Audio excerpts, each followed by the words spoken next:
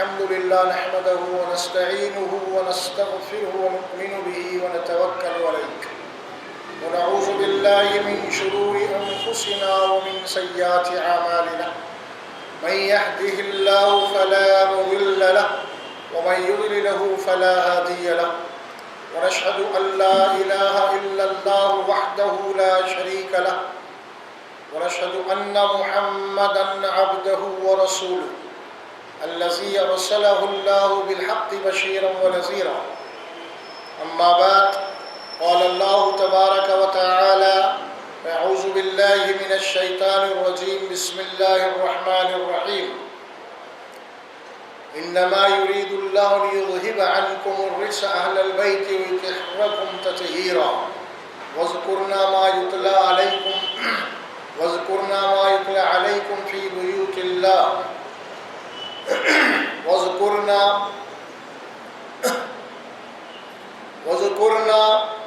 ما يتلى عليكم في بيوتكن من آيات الله والحكمة إن الله لطيفا خبيرا. وقال تعالى يا أيها النبي قل لأزواجك وبناتك ونساء المؤمنين صدق اللہ العظیم. محترم معزز سامعین، بزرگوں اور دوستوں، انشاءاللہ جیسے کہ حسب وعدہ آج کی نشست میں ہماری خصوصیت کے ساتھ کچھ تاریخ اسلام المسلمین، اہل بیت آل رسول، اس سے متعلق گفتگو میں انشاءاللہ اہل بیت اور آل رسول کا کیا تصور ہے جو قرآن نے ہمیں دیا ہے. خاندان نبوت صلی اللہ علیہ وسلم اور آپس میں صحابہ کرام کے کچھ قریبی رشتہ داریاں، اس کا بھی ذکر ہوگا. سب سے پہلے لفظ اہل بیت تو قرآن مجید میں ابھی جو آیت پڑھی گئی سورہ احزاب میں خاص طور پہ ازواج مطہرات کے لیے استعمال کیا گیا، اور اسی لفظ کو اللہ تبارک و تعالیٰ نے سورہ ہود میں استعمال کیا ابراہیم علیہ السلام آپ کی اہلیہ کے لیے. اہل سے مراد کیا ہے اور اہل میں سب سے پہلے کون داخل ہے؟ اوپر سے جو آیت آئی ہے یا نساء النبی لستن کاحد من النساء، نبیوں کی بیویوں سے یہاں پہ خطاب ہے. اللہ کی طرف سے اعلان ہو رہا ہے ازواج مطہرات کے سلسلے میں، اے نبی کی بیویوں،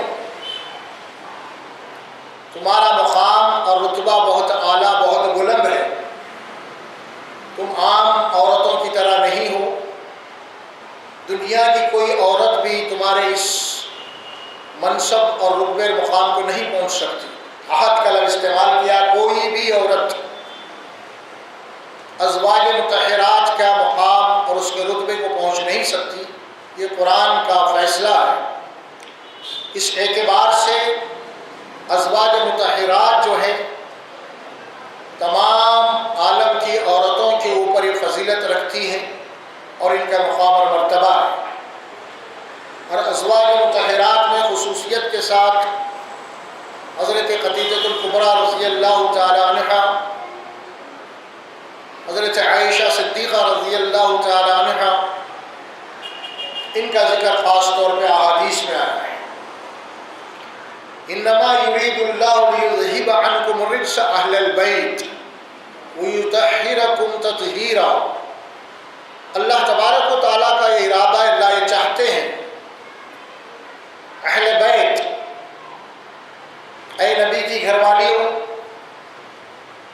تم کو اللہ تبارک و تعالیٰ مکمل طور پہ، پورے طور پہ پاک و صاف کرنا چاہتا ہے ہر اعتبار سے. یعنی چھوٹا سا چھوٹا کوئی خطا، کوئی عملی کمزوری بھی تمہاری زندگیوں میں نہیں ہونا چاہیے. اللہ کو یہ بات پسند نہیں ہے اور اللہ کا ارادہ ہے غلطی کو بھی ختم کر دے، چونکہ تم عام عورتوں کی طرح نہیں ہو، اور تمام امت مسلمہ کے جتنی خواتین ہیں ان سب کے لیے تم ایک نمونہ ہے۔ رسول اکرم صلی اللہ علیہ وسلم کی جو تعلیمات ہیں خصوصیت کے ساتھ نسوانیت سے متعلق، خواتین سے متعلق، بالواسطہ جو ہے تم ہی ہو اللہ کے نبی کے پیغام ان تک پہنچانے کے لیے۔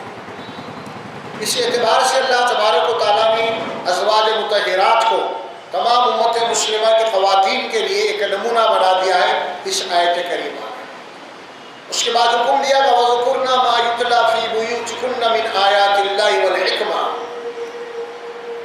وَذْكُرْنَ مَا يُتْلَى فِي بُيُوتِكُنَّ عَلَيْكُمْ، یہاں جو الفاظ آتے ہیں اے ازواج مطہرات، تمہارے اوپر اللہ کی جو آیتیں پڑھی جاتی ہیں تم اسے یاد کرتے رہو، اسے سبق لیتی رہو، قرآن کا مطالعہ، قرآن کے اوپر تدبر۔ فی بیوتکن من آیات اللہ والحکمہ، آیات اللہ اور حکمہ دو باتیں بتائی گئی۔ آیات اللہ سے مراد قرآن مجید کے آیات، اس کے احکامات ہیں، اور والحکمت سے مراد قرآن مجید کے حکیمانہ تعلیمات بھی ہیں، اور رسول اکرم صلی اللہ علیہ وسلم کی تربیت کے در آپ کا قول، آپ کا عمل بھی یہ حکمت میں داخل ہے۔ اسی طرح رسول اکرم صلی اللہ علیہ وسلم کی ایک ایک حرکت کو تم یاد کرتی رہو، آپ کے اعمال کو اور آپ کے ارشادات کو تمہاری پوری نظر ہونا چاہیے اللہ کے نبی صلی اللہ علیہ وسلم کے ایک ایک عمل کے اوپر۔ وَاذْكُرْنَا، آیات اللہ سب سے پہلے قرآن مجید کی آیات، اس کے بعد حکمت۔ ان اللہ کان لطیفا خبیرا، بے شک اللہ تبارک و تعالیٰ لطیف اور خبیر ہے، یعنی پوری طریقے سے تمہاری زندگی کے احوال سے واقف ہے۔ اللہ تبارک و تعالیٰ باریک سے باریک چیز سے بھی واقف ہے، یعنی وہ عمل ظاہر ہے کہ جو انسانوں کے نگاہوں سے اوجھل ہے، پوشیدہ ہے، اللہ تبارک و تعالیٰ کے علم و عمل ہے۔ اس اعتبار سے اہل بیت میں اہل اور بیت یہ دو جملے الگ الگ ہیں۔ بیت کے معنی تو گھر کے آتے ہیں، اور اہل کے معنی کیا ہوتے ہیں اس کی وضاحت آپ کو کرنا ہے، سمجھنی ہے۔ اہل اس کے سب سے معنی ہوتے ہیں کہ اہلیہ، بیوی کو کہا جاتا ہے، گھر والی، اسی اہل سے اہلیہ کہتے ہیں۔ اہلیہ کے معنی بیوی، یعنی اہل بیت میں سب سے پہلے ظاہر کہ بیوی کا شمار ہوتا ہے، سب سے پہلے بیوی ہوتی ہے یہاں، لہذا اہل بیت سے مراد ازواج مطہرات ہیں۔ پھر اس کے بعد اہل بیت میں ظاہر ہے کہ ان کی اولاد بھی آئے گی، آل اولاد بھی آئے گی۔ اس طرح یہ اہل بیت کا تصور جو ہے قرآن نے جو دیا ہے یہاں پہ وہ بات۔ اسی طرح آپ دیکھتے ہوں گے کہ سورہ ہود میں اللہ سبحانہ و تعالیٰ حضرت ابراہیم علیہ السلام کے متعلق جب دو فرشتے آئے، حضرت لوط علیہ السلام کی قوم کو تباہ کرنے کے لیے عذاب لے کے جب آئے، اس کی تفصیلات کو بازو رکھ کے اصل جو معاملہ ہے وہیں پہ فرشتوں نے حضرت ابراہیم علیہ السلام کی بیوی کو ایک خوشخبری دی کہ اللہ تبارک و تعالیٰ تمہیں ایک لڑکے کی بشارت دیتا ہے، پھر اس کے بعد ایک پوتے کی بھی بشارت دیتا ہے جس کا نام یعقوب ہوگا، مراد یعقوب۔ اس وقت آپ کی اہلیہ بازو کھڑی تھی، انہوں نے اپنے پیشانی پہ ہاتھ مارا اور کہا کہ قالت یا ویلت اَأَلِدُ وَأَنَا عَاجِزٌ، ایسے کیسے ہوگا کہ اب جبکہ میں بوڑھی ہو چکی ہوں، عمر رسیدہ ہو چکی ہوں، تو اس بڑھاپے میں اولاد کہاں سے ہوگی؟ وَهَذَا بَعْلِي شَيْخًا، اور یہ جو میرے شوہر ہیں یہ بھی بوڑھے ہو چکے ہیں، لہذا اس بوڑھاپے میں اولاد کہاں سے ہوگی؟ فرشتوں نے جواب دیا قَالُوا أَتَعْجَبِينَ مِنْ أَمْرِ اللَّهِ، کہ اللہ کے حکم، اس کی قدرت کے اوپر تم تعجب کرتی ہو۔ وَرَحْمَةُ اللَّهِ وَبَرَكَاتُهُ أَهْلَ الْبَيْتِ، اللہ کی رحمتیں، اس کی برکتیں اہل بیت کے اوپر، تمہارے اوپر۔ إِنَّهُ حَمِيدٌ مَجِيدٌ، بے شک اللہ تبارک و تعالیٰ وہ حمید، تعریف کے قابل، تعریف کے لائق ہے، اور وہ مجید ہے، بزرگی والا ہے، عزت والا ہے، بلندی والا ہے، طاقت اور قدرتوں کا مالک ہے، مجید۔ تو یہ اہل بیت کا لفظ وہاں بھی آیا، اور جبکہ ابھی ابراہیم علیہ السلام وہاں پہ اولاد نہیں تھی، لیکن وہاں پہ اہل بیت یعنی آپ کی بیوی اور آپ کے شوہر کو ملا کے اہل بیت کا لفظ استعمال کیا گیا۔ تو اہل بیت میں سب سے پہلے بیوی آئے گی، اور اس کو عام اصطلاح میں اردو زبان میں کہتے ہیں کہ ہماری اہلیہ ہے، اہل بیت یہ میری گھر والی ہے۔ تو اس طرح اہل بیت کا جو تصور ہے وہ سب سے پہلے بیوی، پھر اس کے بعد بچوں کا آتا ہے، اور بچوں میں آل کے لیے بھی استعمال ہوتا ہے، اولاد کے لیے آل و اولاد، اہل و عیال، اس طرح۔ تو اس طرح اہل بیت کا یہ تصور ہے۔ انشاءاللہ تبارک و تعالیٰ آگے چل کے اس کی تفصیلات ہم جانیں گے۔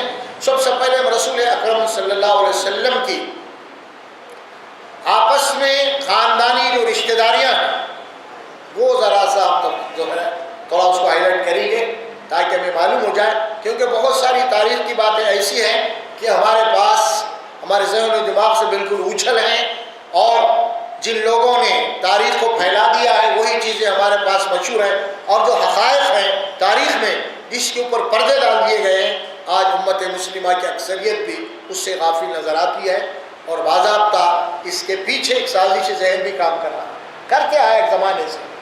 اس اعتبار سے سب سے پہلے رسول اکرم صلی اللہ علیہ وسلم کی ازواجی زندگی، آپ کی اولاد، پھر اس کے بعد آپ کے خاندان، اس کے بعد آپ کی رشتہ داریاں، ہم سب سے پہلے شروع کرتے ہیں حضرت ابوبکر صدیق رضی اللہ تعالیٰ عنہ سے۔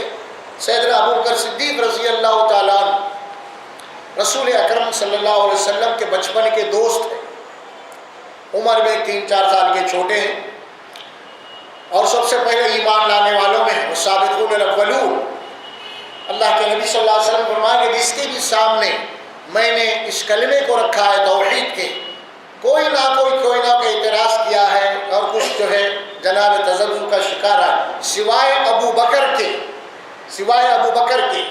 یعنی ابو بکر وہ شخصیت ہے کہ جو بات میں نے کہی ہے اس بات کو انہوں نے قبول کیا ہے، اور تبھی سے رسول اللہ صلی اللہ علیہ وسلم نے انہیں صدیق کا لقب دیا، پہلی بات۔ دوسری بات، رسول اکرم صلی اللہ علیہ وسلم کی آپ کی جو رشتہ داری ہے وہ ایک تو مشہور ہے، سب کو معلوم ہے، حضرت عائشہ صدیقہ رضی اللہ تعالیٰ عنہ سیدنا ابوبکر صدیق رضی اللہ تعالیٰ عنہ کی بیٹی ہیں، اور یہ رسول اکرم صلی اللہ علیہ وسلم کی زوجہ محترمہ۔ ایک رشتہ تو ابوبکر صدیق کا اللہ کے نبی صلی اللہ علیہ وسلم کے ساتھ خسر کا ہو گیا، یعنی آپ کے سسرے ہیں۔ رشتے میں سسرے کا مقام بلند ہوتا ہے، آپ کے رسول ہے وہ تو رتبہ الگ ہے، لیکن رشتے میں آپ سسرے ہیں۔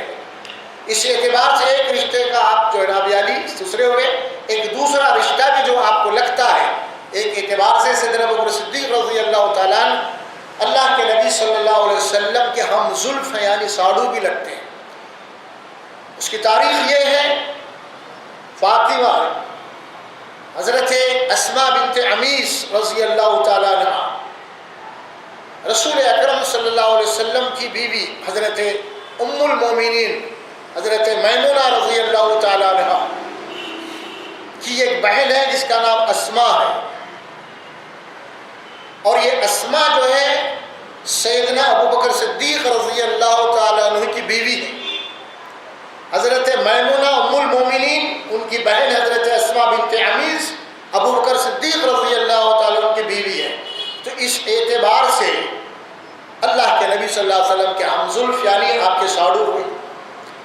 یہ اسماء اور یہ ان کی ماں جو ہے، یہ 9 بہنیں ہیں جملہ، ایک ماں کے والد مختلف ہیں، اور اس طرح ایک بہن سیدنا ابوبکر صدیق رضی اللہ تعالیٰ عنہ کے نکاح میں، رسول اللہ صلی اللہ علیہ وسلم کے نکاح میں، اور ایک حضرت عباس رضی اللہ تعالیٰ عنہ کے نکاح میں، اور ایک حضرت حمزہ رضی اللہ تعالیٰ عنہ کے نکاح میں۔ اس طرح 4 بہنیں خاص طور پہ یہاں تاریخ میں ملتے ہیں۔ اس اعتبار سے حضرت اسماء بنت عمیس رضی اللہ تعالیٰ عنہ کا پہلا نکاح حضرت جعفر طیار رضی اللہ تعالیٰ عنہ سے جو حضرت علی کے بڑے بھائی ہوتے ہیں۔ سنہ ہجری 8 میں غزوہ موطا یعنی جنگ چڑی موطا جس کا نام ہے، اس جنگ میں حضرت جعفر طیار شہید ہو گئے اور یہ اسماء بیوہ ہو گئی۔ تو اس بیوہ سے جو ہے ابوبکر صدیق رضی اللہ تعالیٰ نکاح کیے۔ پھر اس کے بعد ابوبکر صدیق رضی اللہ تعالیٰ عنہ کے انتقال کے بعد اسی اسماء سے حضرت علی رضی اللہ تعالیٰ نے جناب علی ان سے نکاح ہوا، اور حضرت اسماء سے سیدنا ابوبکر صدیق رضی اللہ تعالیٰ کے لڑکا تولد ہوا، کا نام محمد بن ابی بکر ہے، اور یہ بالکل چھوٹے ہی تھے، ابھی دودھ پینے والے 2 سال، اس میں ابو بکر کا انتقال ہو گیا، اور اس کے بعد حضرت اسما جو ہے حضرت علی سے نکاح ہو گیا، اور یہ ابو بکر کے بیٹے حضرت محمد بن ابی بکر حضرت علی کے یہاں ہی زیر پرورش ہو گئے، وہیں پہ تھے اس طرح۔ اور قاتلان حسین میں زبردستی گھسیٹا گیا ہے محمد بن ابی بکر کو، خاص طور پہ تاریخ میں غلط رویہ ہے، تاریخ لکھنے والوں نے حضرت عثمان کو جب شہید کرے تو یہ ابو بکر کے بیٹے محمد بن ابی بکر حضرت عثمان کے سینے پہ سوار تھے اور داڑھی پکڑ کے ان کو ہلا رہے تھے قتل میں سازش کا، لیکن تاریخ کی بالکل غلط یہ بالکل جھوٹ ہے، یہ تاریخ میں جو آ چکی ہے باتیں بالکلیہ طور پہ، اور وقت آئے گا تو ہم اس کے بعد بتائیں گے، تاریخ خود اس کے خلاف نظر آتی ہے بات واقعات میں۔ تو بہرحال اس اعتبار سے حضرت ابو بکر صدیق رضی اللہ تعالیٰ عنہ کا رشتہ اللہ کے نبی صلی اللہ علیہ وسلم کے ساتھ ایک تو سسر کا ہے اور ایک ساڑو کا ہے، اور دوسرے سب سے بڑا جو مقام آپ کا ہے وہ ہے خلیفۃ الرسول بلا فصل سیدنا ابو بکر صدیق رضی اللہ تعالیٰ عنہ۔ آپ اللہ کے نبی صلی اللہ علیہ وسلم کے بعد خلیفہ بھی آپ کی افضلیت ہے، اور آپ کی زندگی کے اندر رسول اللہ صلی اللہ علیہ وسلم جب بیمار تھے تو اللہ کے نبی نے خود آپ کو مصلی پہ آگے بڑھایا، اور آپ کی اقتداء میں تاریخ میں آتا ہے کچھ 17 نمازوں میں ابو بکر صدیق رضی اللہ تعالیٰ نے امامت کی، یہ مقام بھی امت میں آپ کو حاصل ہے۔ اور اسی اعتبار سے اہل سنت والجماعت کا یہ مجموع عقیدہ ہے، وہ یہ ہے افضل البشر بعد الانبیاء، انبیاء اکرام کے بعد انسانوں میں افضل ترین جو شخصیت ہے وہ سیدنا ابو بکر صدیق رضی اللہ تعالیٰ عنہ کی ہے۔ احادیث گواہ ہے، قرآن گواہ ہے اس سلسلے میں۔ پھر اس کے بعد خلیفہ دوم عمر بن خطاب رضی اللہ تعالیٰ عنہ، یہ رسول اکرم صلی اللہ علیہ وسلم کے دوسرے خلیفہ ہیں، امیر المومنین، اور رشتے میں رسول اللہ صلی اللہ علیہ وسلم کے یہ بھی سسر لگتے ہیں۔ ام المومنین حضرت حفصہ رضی اللہ تعالیٰ عنہ، رسول اللہ صلی اللہ علیہ وسلم کے مختلف ازواج میں ایک بیوی حضرت حفصہ ہے جو حضرت عمر فاروق رضی اللہ تعالیٰ عنہ کی بیٹی ہیں، یہ رسول اللہ صلی اللہ علیہ وسلم کے نکاح میں، اسی لیے ان کو ام المومنین کہا جاتا ہے۔ اور آج امت مسلمہ کے یہاں جو قرآن محفوظ ہے وہ حضرت حفصہ رضی اللہ تعالیٰ عنہ کی وہ ماسٹر کاپی ہے، اور جو سامنے رکھ کے یہ قرآن پڑھا ہے۔ تاریخ میں بات آتی ہے کیونکہ آپ قرآن کو زیادہ پڑھنے والی، قرآن کو محفوظ رکھنے والی بھی تھی، حضرت زید خصوصیت کے ساتھ حضرت حفصہ رضی اللہ تعالیٰ عنہ۔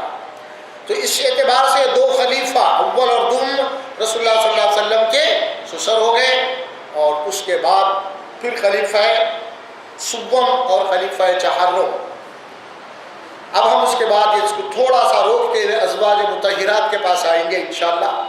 سب سے پہلی اہلیہ رسول اللہ صلی اللہ علیہ وسلم کی حضرت خدیجہ الکبریٰ رضی اللہ تعالیٰ عنہ۔ رسول اکرم صلی اللہ علیہ وسلم کی عمر 25 سال سے، یعنی نبوت سے 15 سال پہلے ازواج زندگی میں آپ جو جڑ گئے، حضرت خدیجہ الکبریٰ رضی اللہ تعالیٰ عنہ سے نکاح ہوا، اور اس طرح خدیجہ الکبریٰ رضی اللہ تعالیٰ عنہ سے جملہ 6 بچے ہوئے، جن میں سے جو 2 لڑکے اور 4 لڑکیاں ہیں۔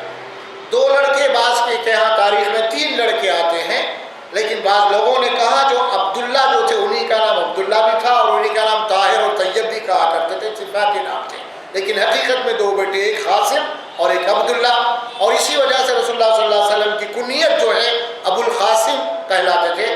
اللہ کے نبی صلی اللہ علیہ وسلم نے فرمایا حدیث میں، تم میرے نام پہ نام رکھا کرو لیکن میری کنیت مت رکھو، میری کنیت ابو القاسم ہے۔ عربوں کے یہاں ایک جو رواج ہے کنیت کا ہے، جس کو ابو القاسم یا ابو فلاں فلاں کہتے ہیں، اسے کنیت کہا جاتا ہے۔ چونکہ بیٹے رسول اللہ صلی اللہ علیہ وسلم کے بچپن ہی میں ان کا انتقال ہو گیا، اسی لیے اس کے اوپر زیادہ کوئی تفصیل تاریخ میں نہ ملتی ہے، اور نہ اس کے اوپر کوئی گفتگو ہو سکتی ہے۔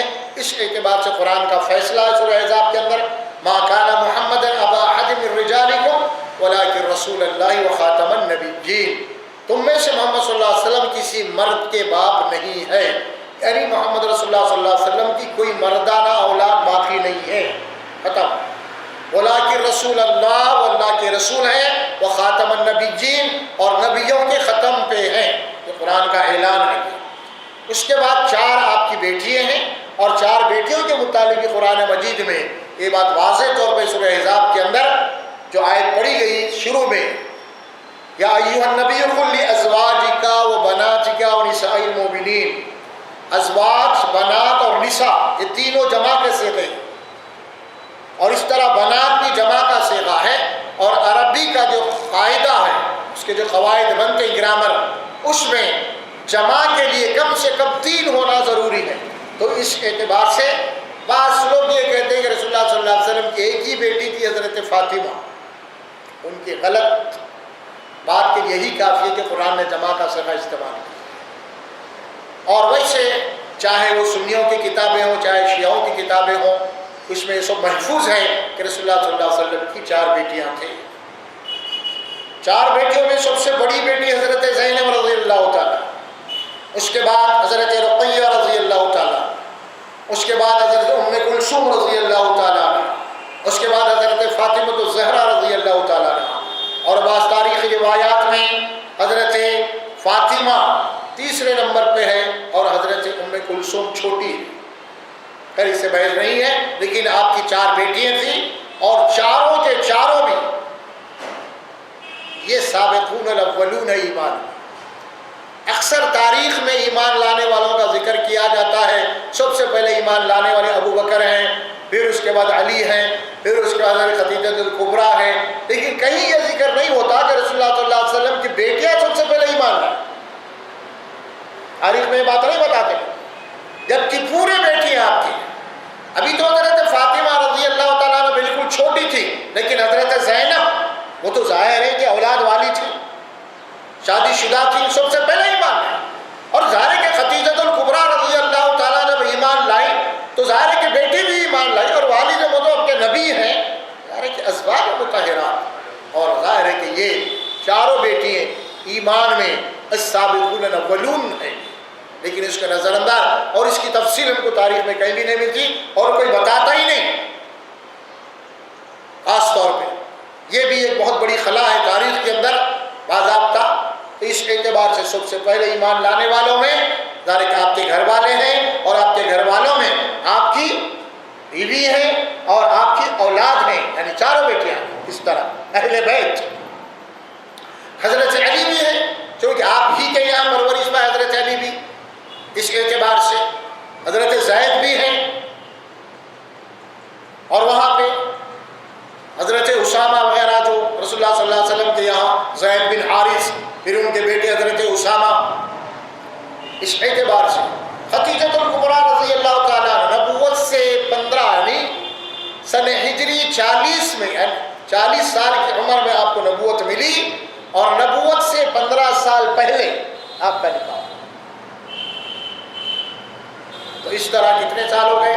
نبوت سے پہلے کے 15 سال، اور نبوت ملنے کے 10ویں سال حضرت خدیجہ الکبریٰ رضی اللہ تعالیٰ عنہ کا انتقال۔ اس طرح وہ 15 سال اور 10 سال 25 سال اللہ کے نبی صلی اللہ علیہ وسلم کے ساتھ آپ نے زندگی گزاری، اور اللہ کے نبی صلی اللہ علیہ وسلم نے خدیجہ الکبریٰ سے بے انتہا محبت کیا کرتے تھے، آپ اپنے زندگی بھر محبت کیا کرتے تھے، اور آپ کی سہیلیاں حضرت خدیجہ الکبریٰ رضی اللہ تعالیٰ تحفے تحائف بھی بھیجا کرتے تھے اللہ کے نبی صلی اللہ علیہ وسلم، تاکہ ان کی محبت جو ہے تازی، ان کی یاد کو تازی رکھنے کے لیے۔ اس طرح حضرت زینب پہلی لڑکی، بڑی بیٹی، اور ان کا نکاح ہوا، حضرت ان کا نام ہے ابو العاص۔ حضرت زینب رسول اللہ صلی اللہ علیہ وسلم کی بڑی بیٹی، اور آپ کے بڑے داماد ابو العاص، ذرا ذہن میں رکھیے، بڑے داماد جملہ 3 داماد، یہ سب سے بڑے داماد حضرت زینب کے شوہر ابو العاص۔ اچھا یہ ابو العاص کون ہے؟ اللہ کے نبی صلی اللہ علیہ وسلم کی کیا رشتہ داری ہے دامادی سے پہلے، وہ بھی سن لیجیے۔ حضرت ابو العاص خدیجہ الکبریٰ رضی اللہ تعالیٰ عنہ کی ایک بہن ہے جن کا نام حالہ ہے، یہ ان کے بیٹے ہیں. اور حضرت زینب اور حضرت ابو العاص کے دونوں مائیں سگی بہنیں. تو گویا کہ کیا ہوا؟ خالازاد بھائی بہن ہے پہلے سے، خالازاد بھائی بہن ہے. اور پھر یہ حضرت خدیجۃ الکبریٰ رسول اللہ صلی اللہ علیہ وسلم کے رشتے میں پہلے سے کیا رکھتی ہے؟ اللہ کے نبی صلی اللہ علیہ وسلم کی ایک پھوپھی ہے حضرت صفیہ رضی اللہ تعالی عنہا. یہ حضرت خدیجۃ الکبریٰ رضی اللہ تعالی عنہا کی نند لگتی ہے. حضرت صفیہ کے شوہر کون ہے؟ عوام، ان کا نام ہے عوام. یہ حضرت کی صفیہ کے شوہر ہیں. حضرت صفیہ رضی اللہ تعالیٰ رسول اللہ صلی اللہ علیہ وسلم کی پھوپھی لگتی ہیں اور حضرت حمزہ رضی اللہ تعالیٰ عنہ کی سگی بہن ہے. تو اس اعتبار سے بھی رشتہ داریاں نبوت سے پہلے کے خاص طور پہ حضرت خدیجۃ الکبریٰ رضی اللہ تعالیٰ عنہا نے اپنی بیٹی کا نکاح اپنے بہن کے بیٹے سے کیا، رسول اللہ صلی اللہ علیہ وسلم کی سالی حضرت حالہ. تو پہلے سے رشتہ داریاں، بعد میں رشتہ بڑھ گیا، پھر یہ مزید داماد بن گیا. اس طرح یہ قریبی رشتے نبوت کے اللہ کے نبی صلی اللہ علیہ وسلم. ابو العاص اللہ کے رسول صلی اللہ علیہ وسلم کے بڑے چہیتے تھے. آپ نے تعریف کی، احادیث میں آتا ہے جب مکے کے اندر خاص طور پہ قریش نے معاشی کو مقاتلہ کیا تھا اور بنی ہاشم کے رسول اللہ صلی اللہ علیہ وسلم کی دشمنی میں، اور 3 سال تک معاشی بائیکاٹ کیا، اور خاص طور پہ ابو جہل، ابو لہب وغیرہ وغیرہ اس میں پیش تھے، اور پورے مکے والوں سے الگ کر دیا. نہ اب یہ بنی ہاشم سے خاص طور پہ نہ ان سے کوئی رشتہ داری کرنا، نہ تجارت کرنا، فلاں بہت سارا سے ایگریمنٹ ہوا، اور کوئی کسی قسم کا سپورٹ جناب علی نے کوئی سہولت نہیں پہنچانا ہوا.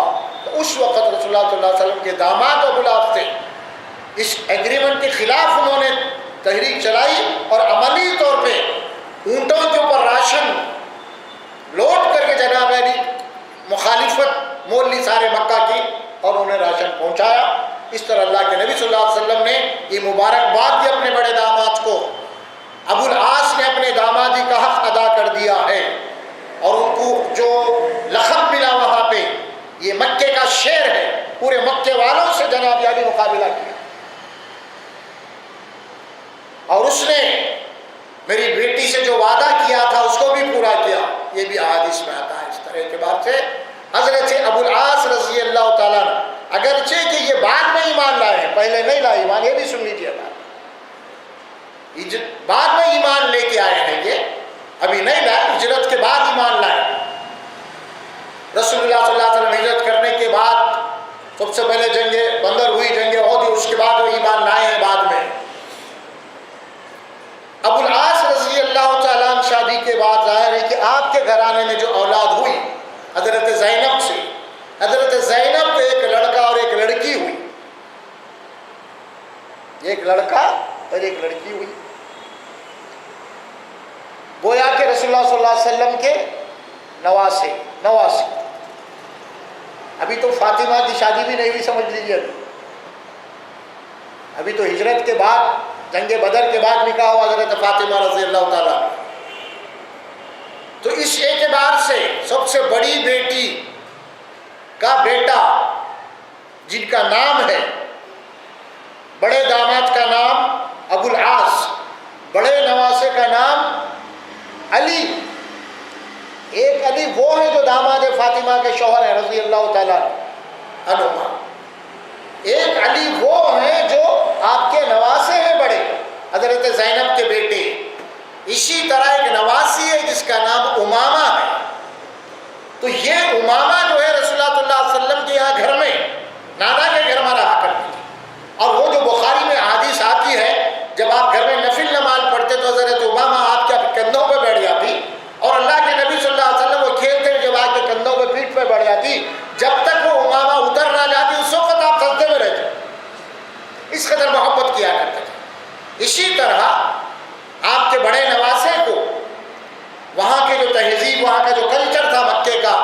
بڑے گھرانوں میں شریف گھرانوں میں بچے پیدا ہوتے تو دوسرے گھرانوں میں دیہاتی گھرانوں میں اپنے بچوں کو دودھ پلانے کے لیے بھیجا کرتے تھے کہ رسول اللہ صلی اللہ علیہ وسلم بھی دائی حلیمہ کا دودھ پیا ہے. اسی طرح آپ کے نواسے بھی بنی خاضرہ کا ایک خاندان ہے, اس میں آپ دودھ پیا ہے 2 سال تک, اور 2 سال دودھ پلانے کے بعد مدت ختم ہو گئی.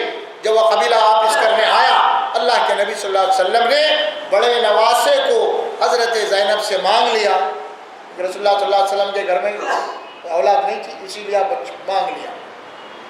تو گویا کہ حضرت علی بن زینب رسول اللہ صلی اللہ علیہ وسلم کے یہاں زیر پرورش رہے. یہ بڑے داماد کے بڑے نواسے ہیں, بڑی نواسی ہے. تاریخ میں اس کو مسلمانوں کے درمیان میں چھپا دیا. ہم کو یہی معلوم ہے پنجتن پاک 5 بنائے. کیا بنائے؟ محمد, علی, فاطمہ, حسین, حسین, بس. اور یہ تصور دیے کہ اللہ کے نبی کی ایک ہی بیٹی ہے اور 2 نواسے, ختم برخاست. تاریخ کے حقائق کے خلاف ہے باضابطہ.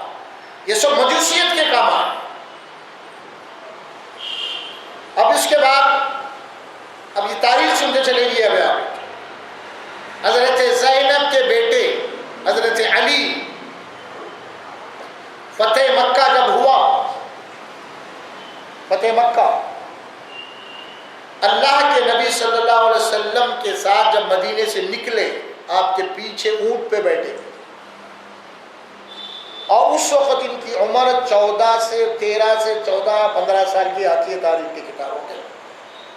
یہ تاریخ میں آتی ہے طبقات ابن سعد, طبقات ابن کبیر, طبقات الکبریٰ, اور آپ کے البدایہ و نہایہ, اسی طرح بہت ساری دوسری کتابوں میں بھی یہ بچہ آتی ہے. تو یہاں پہ 13 14 15 کی بات کہی گئی ہے. عمر کے تھے, پیچھے بیٹھے ہوئے تھے فتح مکہ کے دن, اور اس وقت کعبۃ اللہ کے اوپر جو بت رکھے ہوئے تھے, اور جب قرآن مجید کی آیت رسول اللہ صلی اللہ علیہ وسلم پڑھتے قل جاء الحق وزهق الباطل, حق آ گیا ہے اور باطل مٹ چکا ہے, اس طرح بتوں کو آپ کھاڑتے اور پھینک دیتے. اور جو کعبۃ اللہ کے چھت پہ اوپر تھے جو رسول اللہ صلی اللہ علیہ وسلم کے ہاتھ نہیں پہنچتے تھے, تو آپ اپنے نواسے حضرت علی کو حکم دیتے تھے کہ تم میرے کندھوں پہ چڑھو, اس کے بعد بتوں کو اٹھاؤ اور پھینکو. تو یہ علی تھے, یہ علی داماد نہیں نواسے تھے. لیکن لوگ جو تقاریر میں جو بولتے ہیں یہ علی داماد علی تھے, اس کی افضلیت بتانے کے لیے بات بات بولی جاتی ہے. دیکھو حضرت علی کا وہ مقام ہے جو کسی صحابی کا نہیں ہے, بلے حضرت علی کے قدم رسول اللہ کے کندھوں پہ پڑ گئے. یہ تقاریر ہمارے زوروں سے ہوتی, لیکن یہ نہیں بولا جاتا کہ علی کون تھے. اور پھر کندھوں پہ کس کو اٹھاتے ہیں؟ 10 12 15 سال کے بچے کو اٹھاتے یا نہیں داماد کو اٹھا لیتے؟ کوئی بھی گود میں کس کو لیتے؟ داماد کو لیتے. ہاں نواسے کو لیتے. کیسی باتیں کرتی تاریخ میں لکھ دی گئی, اونٹ پٹا بس تو لکھ دی ہے, وہی لکیر کے پھر کوئی غور و فکر نہیں, کچھ نہیں, تقریر دھواں دھار ہو رہی ہے. تو بہرحال یہ وہ علی نہیں ہے جو داماد ہیں, یہ وہ علی ہیں جو نواسے ہیں بڑے حضرت زینب کے بیٹے ابو العاص کے بیٹے ہیں. رسول اکرم صلی اللہ علیہ وسلم کے انتقال کے بعد اب ابو العاص آپ کے داماد سن ہجری 8 میں حضرت زینب کا انتقال ہو گیا. ابو العاص جو ہے زینب کے انتقال کے بعد کوئی نکاح نہیں کیا, آپ کے فراق میں, آپ کے غم میں رہے. سیدنا ابو بکر صدیق رضی اللہ تعالیٰ عنہ کے دورے میں ایک جنگ, ایک فتنہ اٹھا ارتداد کا, مانعین زکوٰۃ کا, بہت بڑا فتنہ اٹھا. لوگ اسلام سے مرتد ہو رہے تھے اور زکوٰۃ مرکز کو دینے کے لیے تیار نہیں تھے. حضرت ابو بکر صدیق نے اعلان کیا جو نماز اور زکوٰۃ میں فرق کرے گا میں اس کے خلاف جنگ کروں گا. یہ جنگ کا اعلان ہوا اور باضابطہ اس کے خلاف مہم بھیجی گئی, جنگ ہوئی, اور اس جنگ کا نام رکھا گیا جنگ یمامہ. اس جنگ میں اللہ کے نبی صلی اللہ علیہ وسلم کے سب سے بڑے داماد ابو العاص حصہ لیے اور اس جنگ میں وہ شہید ہو گئے. شہید ہو گئے. کفار سے مقابلہ کرتے ہوئے، مرتدین سے مقابلہ کرتے ہوئے، ایک بہت بڑے فتنے کو جو ہے نا کا مقابلہ کرتے ہوئے مارے گئے، شہید ہو گئے. تو گویا کہ رسول اللہ صلی اللہ علیہ وسلم کے سب سے بڑے داماد وہ شہید. آپ ذرا دیکھ لیجیے، رسول اللہ صلی اللہ علیہ وسلم کے 3 داماد ہیں، تینوں بھی شہید ہیں. ادھر یہ بڑے داماد ابو العاص بھی شہید ہے، ادھر دوسرے داماد حضرت عثمان غنی وہ بھی شہید ہیں، اور تیسرے داماد حضرت علی وہ بھی شہید. تینوں شہید. لیکن یہ تینوں میں شہادت کا فرق ہے. حضرت ابو العاص محاذ میں شہید ہوئے، اور حضرت عثمان غنی رضی اللہ تعالیٰ نے خود فتنوں کے اندر اپنے مقام اپنے گھر میں شہید. اسی طرح حضرت علی فجر کی نماز کو اپنے گھر سے کوفہ میں مسجد کے لیے جا رہے تھے، راستے میں شہید ہو گئے. محاذ میں شہید، مقابلہ کرتے ہوئے شہید. تو یہ فرق ہے یہ شہادتوں میں. شہید داماد ابو العاص، ان کی ایک بیٹی، کیونکہ حضرت اب ان کے بیٹے بڑے نواز ہیں، عمر فاروق رضی اللہ تعالیٰ عنہ کے زمانے میں روم کے خلاف ایک جنگ ہوئی. اس وقت روم کے جو علاقے تھے، آج فلسطین، بیت المقدس، شام وغیرہ، یہ روم کے زیر تسلط تھے. عمر رضی اللہ تعالیٰ عنہ بیت المقدس کو آزاد کروایا رومیوں سے، اور اسی جنگ روم میں، روم کے خلاف جو جنگ چلی، اس جنگ میں عمر فاروق رضی اللہ تعالیٰ عنہ رسول اللہ صلی اللہ علیہ وسلم کے سب سے بڑے جو نواسے حضرت علی بھی اس میں حصہ لیے، اور اس جنگ میں حضرت علی شہید ہو گئے. وہ بھی شہید ہو گئے. تو گویا کہ بڑے داماد بھی شہید، بڑے نواسے بھی شہید. یہ شہادت کا درجہ ملا. اب بڑے داماد کی شہادت کا کوئی تذکرہ نہیں ہے کسی کے پاس بھی، اور سب سے بڑے جو نواسے روم کے خلاف اس جنگ میں حصہ لیا اور شہید ہو گئے، ان کا بھی نام و نشان نہیں. اب شہادت کا ماتم خالی حسین پہ رہے. یہ ایک تاریخ کا بہت بڑا المیہ ہے. اتنے بہادر تھے آپ، مورخ لکھتے ہیں کہ جہاں پہ آپ کی لاش تھی وہاں پہ رومیوں کے کئی فوجیں جناب علی موت کے گھاٹ اتر چکے تھے. اس قدر بہادر تھے آپ، لڑتے. اب چونکہ آپ شہید ہو گئے، جوانی میں آپ نے کوئی نکاح نہیں کیا، لہذا آپ سے کوئی نسل نہیں چلی، ختم. اب رہی بڑی نواسی حضرت امامہ رضی اللہ تعالیٰ. رسول اکرم صلی اللہ علیہ وسلم کے انتقال کے بعد پوری قریب 6 مہینے میں حضرت فاطمہ رضی اللہ تعالیٰ عنہ کا انتقال ہو گیا.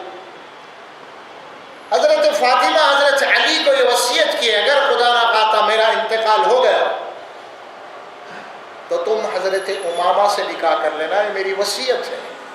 حضرت زینب کے انتقال کے بعد حضرت امامہ اپنی خالہ کے یہاں رہا کرتی تھی، فاطمہ کے پاس رضی اللہ تعالیٰ. تو اسی بنا پہ حضرت فاطمہ نے حضرت علی کو وصیت کی کہ تم میری بہن کی بیٹی حضرت امامہ سے نکاح کر. چنانچہ حسب وصیت حضرت علی نے حضرت امامہ سے نکاح کر لیے، اور ان سے پوری نسل چلی باضابطہ. لیکن اس کی بھی تاریخ میں جناب علی کوئی اس کا چرچا نہیں، کسی کو نہیں معلوم. خالی لے دے کے جو نسل چلی ہے، آل رسول کے جو بتاتے ہیں لوگ، حسن حسین، بس دوسرے بیٹیوں سے سازشیں ہیں ساری. اس کے بعد اللہ کے نبی صلی اللہ علیہ وسلم نے اپنی بڑی بیٹی کے متعلق، یہ بخاری شریف میں حدیث ہے،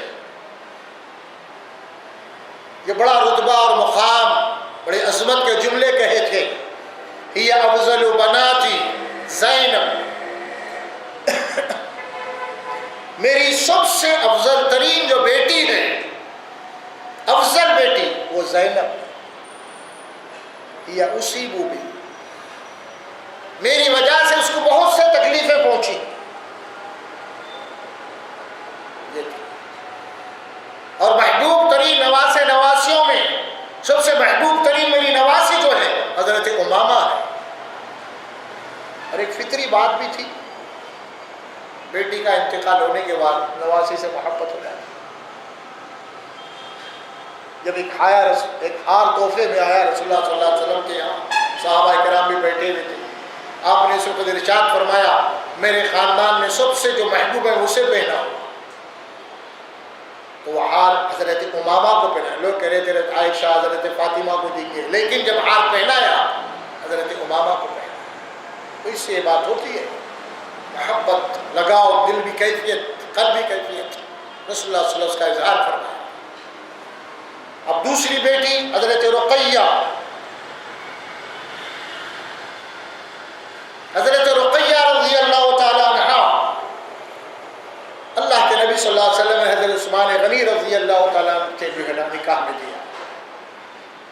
ان سے بھی ایک لڑکا پیدا ہوا جس کا نام عبداللہ تھا. عثمان غنی رضی اللہ تعالیٰ عنہ ایک تو آپ کے داماد ہیں، دوسرے امیر المومنین ہیں، اور تیسرے دامادی سے پہلے جو آپ کا رشتہ تھا وہ بھی تاریخ میں ہے. عثمان غنی رضی اللہ تعالیٰ عنہ کی والدہ جن کا نام اروا ہے، اور عثمان غنی رضی اللہ تعالیٰ عنہ کی جو نانی ہے وہ رسول اللہ صلی اللہ علیہ وسلم کی حقیقی پھوپھی ہے، حضرت حمزہ، یعنی جن کا نام تاریخ میں آتا ہے ام الحکیم بیضا. اللہ کے نبی صلی اللہ علیہ وسلم کے والد ابو طالب اور حارث، یہ تینوں سگے بھائی، ایک بہن، اور یہ پھوپھی رسول اللہ صلی اللہ علیہ وسلم. تو اس طرح پہلے سے ہی رشتہ تھا. رسول اللہ صلی اللہ علیہ وسلم کی پھوپھی گویا حضرت عثمان غنی کی نانی. اس طرح خالہ اور پھوپھی کا رشتہ پہلے سے تھا. پھر اس کے بعد دامادی کا رشتہ ہو گیا، اور حضرت رقیہ کو ایک لڑکا ہوا جس کا نام عبداللہ رکھا گیا، جو 70 سال کی عمر میں جن کا انتقال ہوا. اور باضابطہ ان کی نسل چلی، تاریخ میں پورے واقعات ہیں. اس مورخین لکھتے ہیں کہ حضرت عثمان غنی رضی اللہ تعالیٰ جو رسول اللہ صلی اللہ علیہ وسلم کے دوسرے نواسے عبداللہ سے جو نسل چلی، اور اکثر ان کی نسل جو آج آباد ہے وہ حبش، اس زمانے میں حبش کہتے تھے، آج اس کو ایتھوپیا کہتے ہیں، وہاں اور کشمیر میں کچھ خاندان ہیں ان کی نسل سے، خاص طور پہ عثمانی خاندان جو نظر آتا ہے انہی کے جناب علی یہ حسب اور نسب بتاتے ہیں مورخین. تو بہرحال 70 سال کی آپ عمر پائے، لیکن چونکہ ساری نسلوں کو ختم کرنا تھا کچھ لوگوں کو، اور صرف حضرت حسین حسین کو باقی رکھنا تھا تاریخ میں، اسی لیے کچھ لوگوں نے تاریخ میں یہ کام کیا کہ حضرت رقیہ کو لڑکا ہوا تھا، لیکن بچپنے میں وہ جب آنگن میں کھیل رہے تھے تو ان کی آنکھ میں مرغی جو ہے چونچ ماری، جس کی وجہ سے وہ بیمار ہو گئے اور اندھے ہو گئے، بہت ساری بیماریوں کا شکار ہو کے 7 سال کی عمر میں ان کا انتقال ہو گیا. چلو 70 سال کو صفر نکال کے 7 سال میں آؤٹ کر دیا. اب انہوں زندہ نہیں رہے تو نسل کہاں ہے ان کی؟ اب نسل نہیں ہے، نسل ہے کس کے؟ قالی حسین حسین، بس ختم، دلہا ہے. ایسا باضابطہ تاریخ بنائی گئی ہے اس میں. اور تاریخ، جھوٹ بولنے والا کتنا بھی جھوٹ بولو، حقائق اپنی جگہ ہیں، تاریخ میں ہے، لیکن اس کا پرچار نہیں کیا گیا. اور ہمیشہ جھوٹ بولنے والا کہیں نہ کہیں اپنا ثبوت چھوڑتا ہے، تاریخ گواہ ہے. اور جھوٹ بولنے والا ہمیشہ کہیں نہ کہیں اس کو اپنے بچاؤ کے لیے سچائی کا سہارا لینا پڑتا ہے. ہاں، یہی پھنستے آتے، اور یہی مورخین پھنسے ہوئے لکھے ہیں سب کچھ، لیکن بہت کم لکھے، چپ 2 سطر میں، لیکن باقی یہ سب لکھ دیا داستان. یہ ایسا ہوا، وہ ایسا ہوا، مار دیے، وہ مرغی چونچ ماری، 7 سال کے تھے، انگن میں کھیل رہے تھے، یہ ہو گیا، وہ ہو گیا، ایسا. تو 70 سال کی عمر تھی.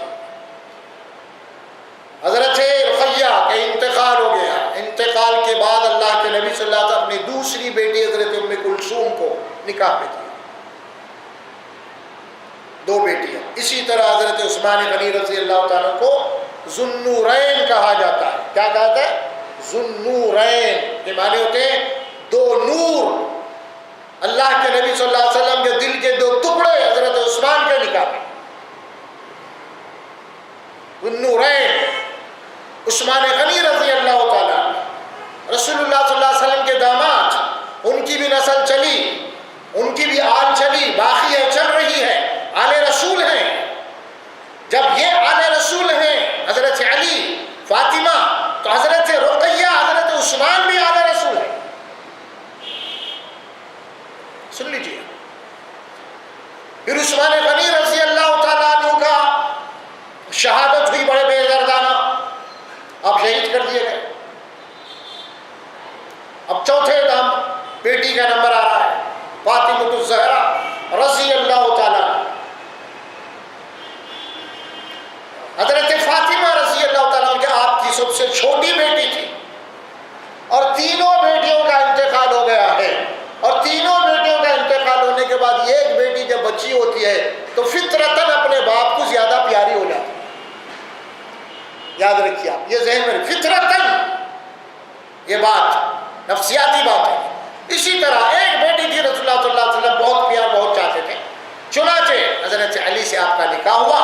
حضرت علی حضرت فاطمہ سے نکاح کرنا چاہتے تھے, لیکن رسول اللہ صلی اللہ علیہ وسلم کو بولنے کی ہمت نہیں ہو رہی.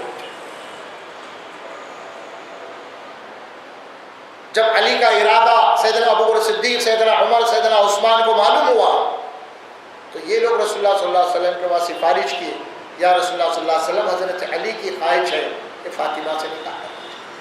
اللہ کے نبی صلی اللہ علیہ وسلم نے بلایا, علی ایسا سنا ہے کیا؟ تو خاموش منگی ہلائے. اس کے بعد تو ٹھیک ہے, نکاح کرنا چاہتے تو تمہارے پاس کیا ہے میری بیٹی سے نکاح کرنے کے لیے؟ گھر بسانے کے کچھ ہونا نا, ساز و سامان, کیونکہ تم تو اللہ کے نبی کے پاس ہی آپ سے زیر پرورش تھے. آپ اب گھر الگ بسائیں گے تو کچھ ساز و سامان ہونا گھر کا, کچھ خوردبین ہونا کھانے پینے کے, فلاں آپ کے پاس ہے کیا؟ کیا؟ حضرت علی نے فرمایا کہ رسول اللہ صلی اللہ علیہ وسلم میری زندگی کے حالات سے پوری طریقے سے واقف ہے, آپ ہی کے پاس ہوں. آپ جانتے ہیں کیا ہے میرے پاس؟ 3 چیزیں میرے پاس ہیں ساتھی, ایک گھوڑا, ایک تلوار, ایک زرہ ہے. اللہ کے نبی صلی اللہ علیہ وسلم نے فرمایا کہ جنگ کے لیے تلوار اور گھوڑے کا ہونا ضروری ہے. جو تمہاری زرہ ہے, جو سیر پہ پہنتے لوہے کی کڑیاں, اسے بیچ دو. اور یہ لے کے جا رہے تھے بازار کو فروخت کرنے کے لیے. راستے میں حضرت عثمان غنی مل گئے. حضرت علی سے پوچھا علی کہاں گئے؟ بات ایسی کیسی ہے؟ اللہ کے نبی صلی اللہ علیہ وسلم نے نکاح کا فرمایا اخراجات کے لیے پیسے ہونا تو لہٰذا بیچنے جا رہا ہوں. حضرت عثمان غنی ہے, وہ زرہ خرید لیے. 480 درہم, دونوں روایتیں آتی ہیں, اور یہ 480 یا 400 درہم حضرت علی کو دے دیے. اس کے بعد حضرت علی خوشی خوشی چلے گئے اللہ کے نبی صلی اللہ علیہ وسلم کے یہاں. اور پھر اس کے بعد حضرت عثمان غنی نے پھر وہ زرہ بھی تحفتاً حضرت علی کو واپس کر دیا. تاریخ کی کتابوں میں پورے تاریخ سیرت الصحابہ آپ پڑھ سکتے ہیں, اس میں تفصیل ہے. اب اللہ کے نبی صلی اللہ علیہ وسلم نے حضرت ابوبکر صدیق, حضرت عثمان غنی, حضرت بلال, حضرت عمار, ان سب کو بلا کے بولے رقم کچھ دیے اور دے کے بولے کہ جاؤ بازار سے کچھ سامان خریدو. چنانچہ گئے تینوں چاروں مل کے بازار, اور ساز و سامان لاتے. ابوبکر صدیق ایک جگہ بیٹھے ہوئے تھے اور لا کے بتاتے یہ چیزیں, اور جو چیز حضرت ابوبکر صدیق پسند کرتے اسے لے لیتے, اور ابوبکر جو چیز نہیں پسند کرتے کو نہیں لیتے. اس طرح سیدنا ابوبکر صدیق رضی اللہ تعالیٰ عنہ سے انہوں نے جن چیزوں کو پسند کیا وہ چیزیں خریدی گئی. اور اس طرح خوشبو وغیرہ حضرت بلال رضی اللہ تعالیٰ نے خرید کے لائے. اس طرح حضرت فاطمہ الزہرا رضی اللہ تعالیٰ کا نکاح ہو گیا, اور یہ نکاح کی نگرانی خواتین میں حضرت عائشہ صدیقہ رضی اللہ تعالیٰ نے کی پوری طریقے سے. گھر کو سجایا, اور بھی جو ازواج مطہرات تھے گھر کو کچھ زمانے میں جو بھی تھا وہاں کا کلچر لیکن تو بھی کر دیے. بہرحال تاریخ میں اس کی تفصیلات ہیں. اس طرح یہ نکاح ہوا, اور حضرت فاطمہ کو ہوا. ظاہر ہے کہ 2 لڑکے پیدا ہو گئے, حضرت حسن اور حضرت حسین. جب پیدا ہوا لڑکا تو حضرت حسین, اللہ کے حضرت علی نے سب سے پہلے جو حضرت کا نام حرب رکھا, حرب جس کے معنی جنگ. اللہ کے نبی صلی اللہ علیہ وسلم کو جب معلوم ہوا تو آپ نام بدل دیے، اس کا نام حرب نہیں حسن رکھو۔ حرب کے معنی تو جنگ کے آتے ہیں، حسن ہے یہ خوبیوں والا ہے، اچھا ہے، صورت اور کردار میں اچھا ہے۔ پھر اس کے بعد حضرت حسین پیدا ہوئے، ولادت، ان کا بھی نام حضرت علی نے حرب رکھا، اللہ کے نبی ان کا بھی بدل دے کہ ان کا نام حرب نہیں یہ حسین رکھو۔ یہ بھی اچھائیوں میں خوبیوں میں یہ بھی حسین سے کم ہے لیکن بھی اچھے ہیں، اور اللہ کے نبی صلی اللہ علیہ وسلم کے مشابہت شہابت میں ملتے ہوئے۔ تو میرا یہ ساری باتیں اہل بیت سے متعلق جمع کر دی گئی تاریخی اعتبار سے۔ تو اس طرح رسول اکرم صلی اللہ علیہ وسلم کے 3 داماد، کتنے؟ 3 داماد، بڑے داماد ابو العاص، بڑی بیٹی حضرت زینب، بڑے نواسے حضرت علی بن زینب، بڑی نواسی حضرت امامہ بنت زینب، اور سب سے دوسرے داماد حضرت عثمان غنی رضی اللہ تعالیٰ عنہ، اور سب سے دوسری بیٹی حضرت رقیہ رضی اللہ تعالیٰ عنہ، اور دوسرے نواسے حضرت عبداللہ بن عثمان رضی اللہ تعالیٰ عنہ، اور اس کے بعد آپ کی چوتھی بیٹی حضرت فاطمہ الزہرا رضی اللہ تعالیٰ عنہا جن کے شوہر حضرت علی رضی اللہ تعالیٰ عنہ، اور اس کے بعد جو آپ کے نواسے ہیں حضرت حسن اور حضرت حسین۔ یہ بنتا ہے اہل بیت آل رسول۔ اب یہ سب ختم کر دے کے کیا کر دیے؟ پنجے تن پان ملا۔ اب پوچھو آپ کوئی مسجد کے سامنے ٹھہر کے، بڑی مسجد جمعہ کے دن جہاں پہ آدمی 5-10 ہزار آدمی نماز پہ، آپ ٹھہر جاؤ، بڑے داماد کا نام کیا ہے بھائی ذرا آپ لوگوں سے پوچھتے ٹک کر دے جاؤ۔ میں سمجھتا ہوں 2000 میں سے 25 آدمی آپ کو نہیں پوچھا۔ آپ جس سے بھی سوال کریں گے آپ وہ تو کوئی حسن حسین آپ کے نواز ہے۔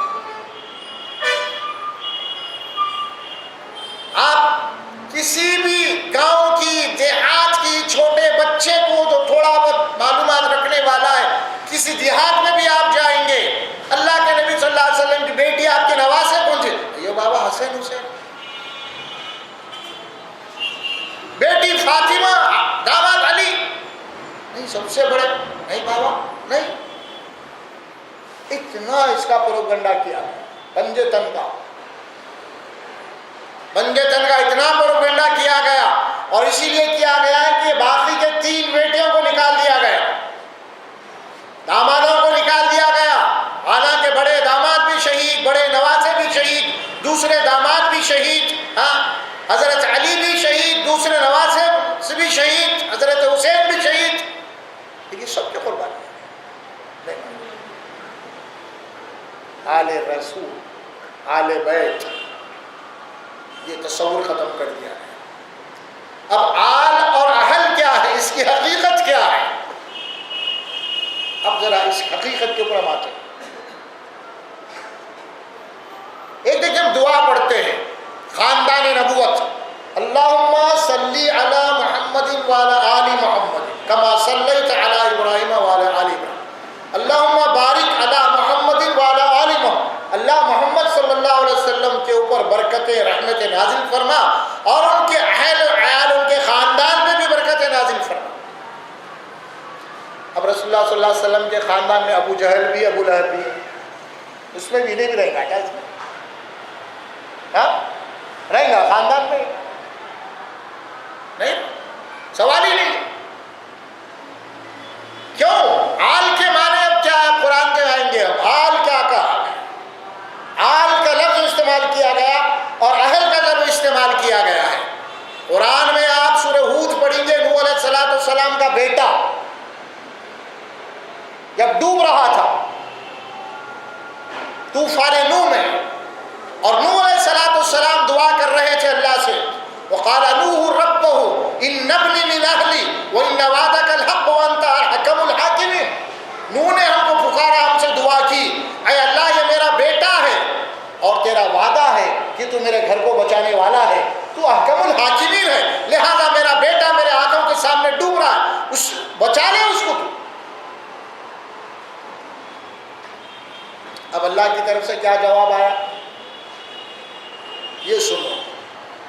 نوح علیہ السلام کیا بولے؟ ان ابنی من اہلی، یہ میرا بیٹا میرے اہل سے ہے۔ اب اللہ کیا جواب دے رہے؟ قال یا نوح، اے نوح، ان انہو لیس من اہلک، یہ تیرے اہل سے نہیں ہے، تیرے گھر سے نہیں ہے۔ کیا بھائی بیٹا ہے، اہل بول رہے ہیں، اور اللہ بول رہے ہیں لیس من اہلک، کیوں اہل سے نہیں ہے؟ انہو عمل غیر صالح، کیونکہ اس کے اعمال جو ہے ناشائستہ ہیں، بد کردار ہے، بے ایمان ہے، ایمان نہیں لایا، اسلام نہیں قبول کیا، لہذا وہ آپ کا اہل سے نہیں ہے۔ کٹ کر دیا اللہ تعالیٰ۔ خون نہیں، اہل میں پہلے ایمان ہونا، پھر اس کے بعد اتباع ہونا، نافرمان نہیں۔ کٹ کر دیا اہل کو، انہو لیس من اہلک انہو عمل غیر صالح، اور وارننگ دی اللہ تبارک و تعالیٰ اس کے بعد میں کیا؟ فلا تسألنی ما لیس لک بعلم، جس بات کا تجھے علم نہیں ہے مجھے سوال مت کر، اور میں تجھے نصیحت کرتا ہوں جاہلوں میں سے مت ہو جا۔ یہ قرآن میں ہے۔ اب اہل اور آل،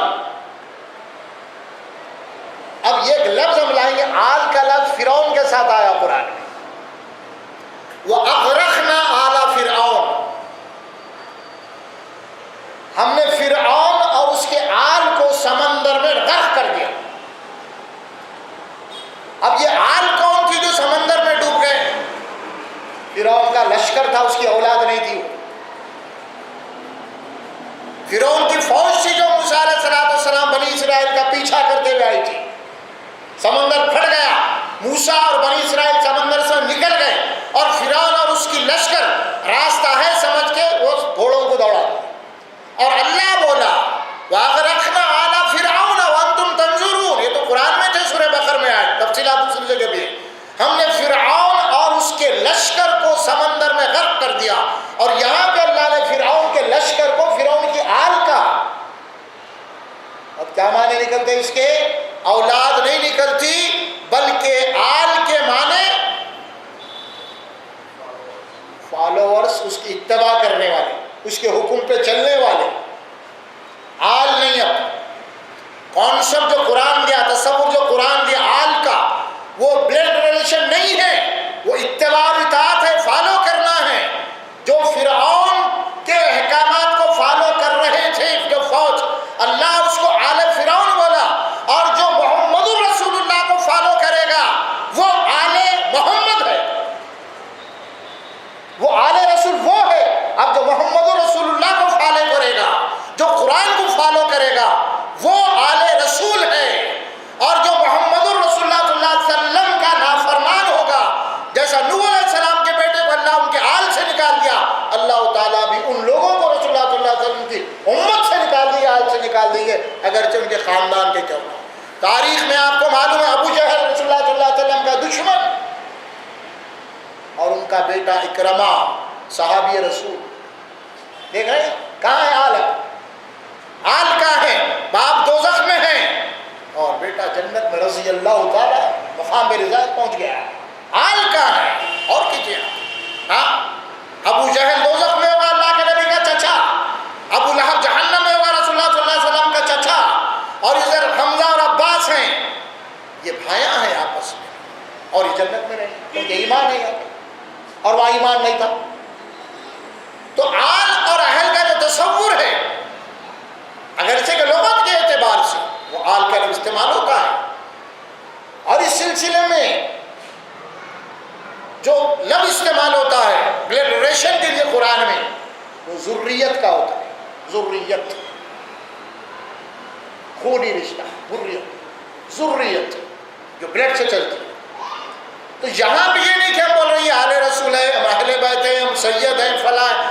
ارے بھائی، ہر مسلمان، ہر ایمان والا جو رسول اللہ پہ ایمان لایا ہے، اور جو بھی ان کی اتباع کرے گا وہ آل رسول سے ہے، اور یہی دعا ہے قرآن میں، کیا ہے؟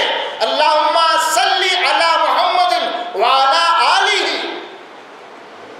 دیکھیے آل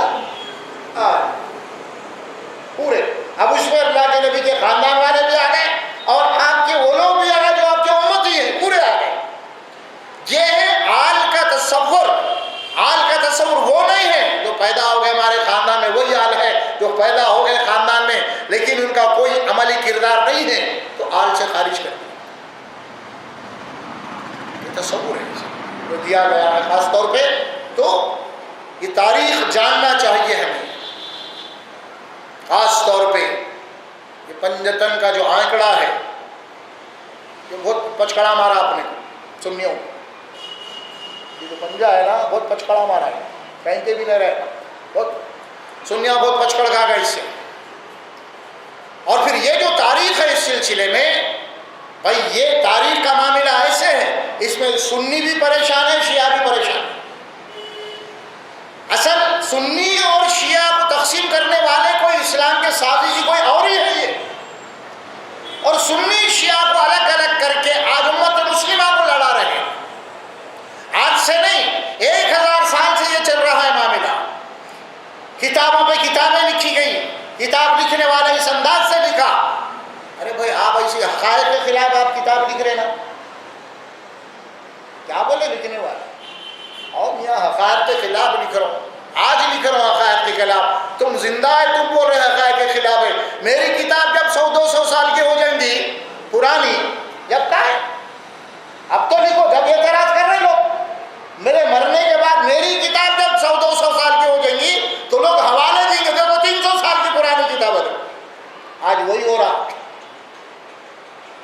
لاگے کیا بول رہے ریفرنس، دیکھو 400 سال کی کتاب ہے، دیکھو 500 سال کی کتاب ہے، یہ ریفرنس ہے، بہت دور کی سوچے وہ لوگ، اب کی نہیں، اب تو میری کتاب کام میں نہیں آئے گی، یہ بعد میں آئیں گی، ایک نسل گزر جانا ہے، میرے دور کی نسل گزر جانا، اس کے بعد میری کتاب کے حوالے ملے گی، کیا تھا ایسی جوا، بہت ساری ایسی کتابیں لکھی گئی، موٹی موٹی لکھی گئی داستانیں،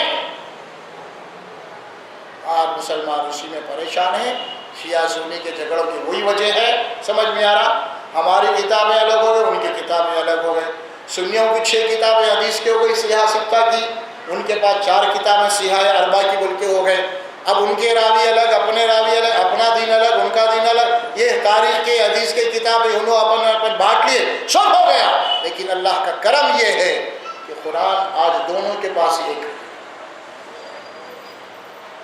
کوئی شیعہ نہیں بولتا ہماری قرآن تمہاری قرآن، حدیث کو بولیں گے ہماری حدیث تمہاری حدیث، قرآن نہیں، کیونکہ قرآن اللہ اس کا ذمہ لیا حفاظت کا، اسی لیے شیعہ اور سنی کو چاہیے کہ تاریخ کی کتابیں ذرا ہم تھوڑی دیر کے لیے بازو رکھ دیتے، جو دشمن ہم کو لڑا رہا ہے کتابوں کے حوالے دے کے، ہم قرآن پہ آ جائیں گے، واعتصموا بحبل اللہ پہ آ جائیں گے۔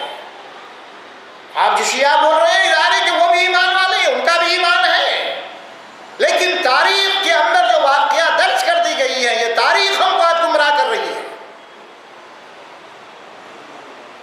سنیوں کا بھی وہی حال ہے، شیعوں کا بھی وہی حال ہے، ہم سنی اور شیعہ کو چاہیے کہ اپنے جذبات کو، اپنے تاریخی کتابوں کو جو تمہارے، اس کو کچھ دیر کے لیے اگر رکھ دے، جو بیسکلی ہماری کتاب ہے ایمان کی القرآن، ہم اس پہ آ جائیں گے، اس میں یہ سب نہیں ہے، ایمان اور عمل ہے خالی، یہ لڑائی جھگڑے نہیں ہے قرآن، کوئی فتنے نہیں ہے، کوئی فرقے نہیں ہے قرآن میں، توحید ہے، رسالت ہے، آخرت ہے، ہم قرآن پہ تو آ جائیں گے، واعتصموا بحبل اللہ، آؤ تم مل کر اللہ کی رسی کو مضبوط پکڑ لیں، یہ شیعہ سنی کی نفرت کو ہمیں مٹانا پڑے گا، ہمیں مٹانا پڑے گا۔ آج ہو رہا کیا؟ سنی شیعہ کے خلاف، شیعہ سنی کے خلاف، آج مسلمان کا خون ہو رہا ہے، دوسرے لوگ لڑا رہے ہیں، کٹا رہے ہیں، کیا بتاؤں میں آپ کو، آپ دیکھ رہے ہیں سب تاریخ آن لائن پہ دیکھ رہے ہیں کیا ہو رہا ہے، اخبارات میں دیکھ رہے ہیں کیا ہو رہا ہے، اور کمال یہ ہے مارنے والا بھی اللہ اکبر بول کے مر رہا اور مرنے والا بھی اللہ اکبر بول کے مر رہا، کیا ہے کیسا بگاڑ کو اس قدر آگے بڑھا دیے، اور ظاہر ہے کہ میں ہوں گا کیا، سنی کا تختہ بھاری رہا تو سنی کاٹیں گے، شیعہ کا تختہ بھاری ہوا تو شیعہ کاٹیں گے، یہی چلتے رہے گا، جس کو جہاں طاقت ملی اس کو مارو، اسلام نہیں ہے۔ اور پھر عدالت، آخرت اللہ کی عدالت ہے، وہاں فیصلے، ہم کون گردنہ کاٹنے والے ہیں، ہم تو احکامات سنائیں گے صرف، فیصلے تو آخر میں وہاں ہونے والے ہیں، اللہ بار بار والا جو تم آپس میں اختلاف کر رہے ہو اس کا حتمی فیصلہ تو ہماری عدالت میں ہونے والا،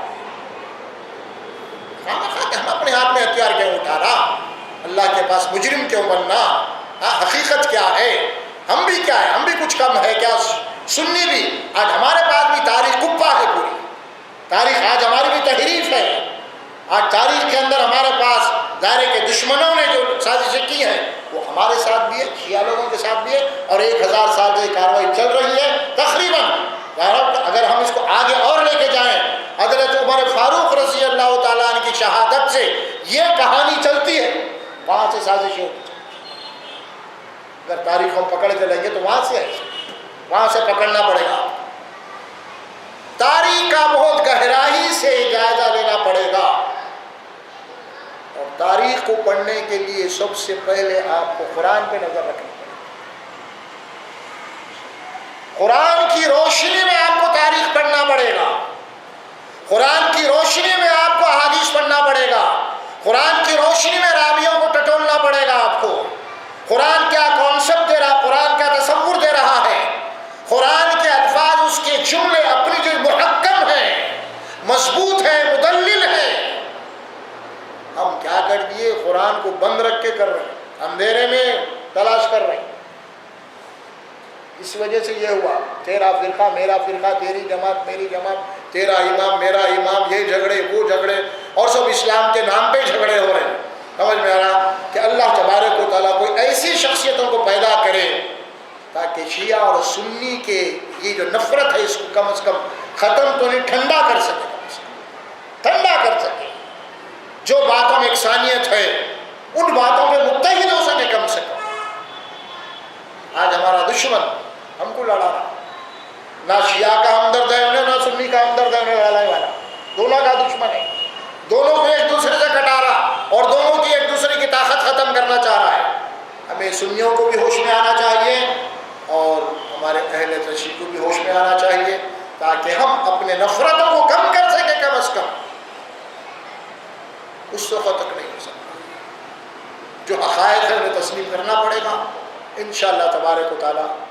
اب یہ تاریخی سلسلہ ہمارا باقی ہے، آنے والی نشست میں ہم عظمت صحابہ کے اوپر انشاءاللہ کوئی گفتگو کریں گے، عظمت صحابہ، مقام صحابہ انشاءاللہ۔ اللہ سے دعا ہے اللہ سبحانہ و تعالیٰ ہم سب کو حقائق کیا ہے معلوم کرنے کی توفیق دے، اور حقائق کو تسلیم کرنے کی توفیق دے۔